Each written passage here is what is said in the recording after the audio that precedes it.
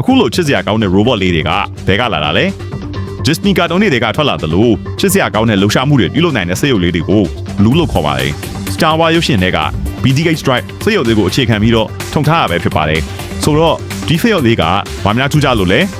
ထူးခြားချက်ကတော့ဒီစက်ရုပ်လေးကိုဖန်တီးဖို့ DeepMind Disney Research နဲ့ NVIDIA ဆိုတဲ့ကုမ္ပဏီ၃ခုပူးပေါင်းဖန်တီးထားတာလို့ပြောလို့ရပါတယ်သူတို့ရဲ့ပူးပေါင်းဖန်တီးမှုကို Newton လို့ခေါ်ပြီးဒီစက်ရုပ်လေးကို Newton Physics နဲ့ operate လုပ်ထားပါတယ်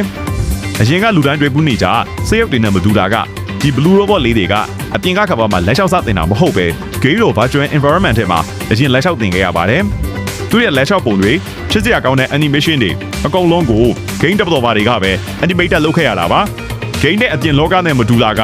Virtual World ထဲမှာကအတင်က Physics ကိုဖြတ်ကတ်စရာမလိုတဲ့အတွက်ကြိုက်တယ်လို့ပုံဖော်လို့ရပါတယ်ဒါပေမဲ့ဒီစက်ရုပ်လေးတွေအပြင်မှာလက်လျှောက်တိုင်းမပြုတ်ကြအောင် obstacle တွေတွေ့ရင်ကြော်သွားတတ်အောင် balance မညီတဲ့ surface တွေပေါ်မှာမတက်ရက်နိုင်အောင်သူများကွန်းချလိုက်မပြုတ်ကြအောင် Virtual World ထဲမှာ Physics Engine နဲ့အချိန်ထောင်ပေါင်းများစွာ training လုပ်ခဲ့ရပါတယ်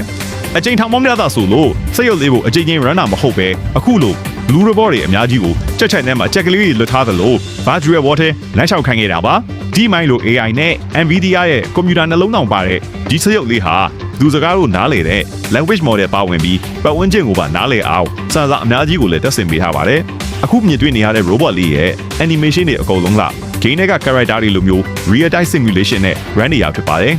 game တွေက graphic နဲ့ဆွဲထားတဲ့ virtual ဇာတ်ကောင်ကိုစက်ရုပ်ဖြစ်ဖန်တီးပြီးတကယ်ကပါတဲ့ယူဆောင်လာတဲ့သဘောဖြစ်ပါတယ်